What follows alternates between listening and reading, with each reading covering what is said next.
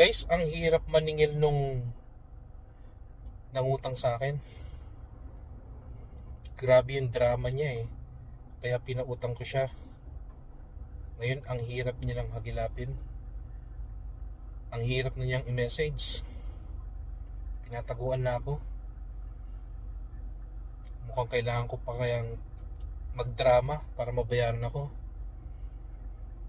Pero mukhang hindi na talaga siya magbabayad. Grabe.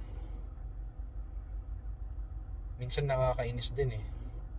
Yung akala kong nakatulong ka sa kapwa mo. Pero by the time na kailangan mo na, tinataguan ka na. Grabe. Utang talaga.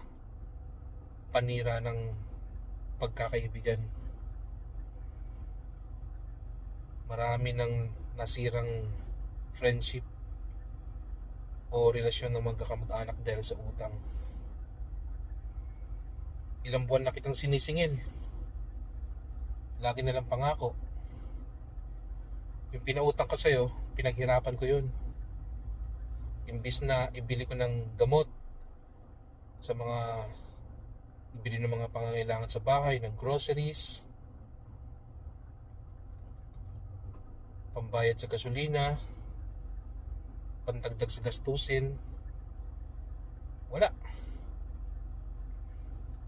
2,000 dirhams na inutang. Magkano rin yun sa Pilipinas?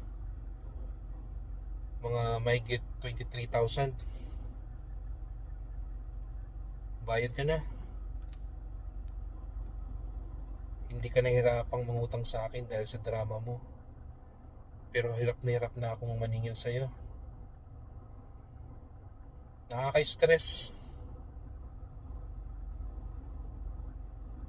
Nakakagalit. Message ka na message dati na nangungutang ka. Madali ako nag-reply. Ngayon ako na yung message ng message, di ka man na nagre-reply. Buti nga di mo pa ako binablock eh. Ayoko namang i-post ka sa social media kasi respeto ko naman yun sa'yo. Pero wag sanang humantong sa ganun. Respeto mo yung pinangako mo sa akin. Pinaghirapan ko yung perang yun. At may pamilya ako. Bayad ka na. Okay?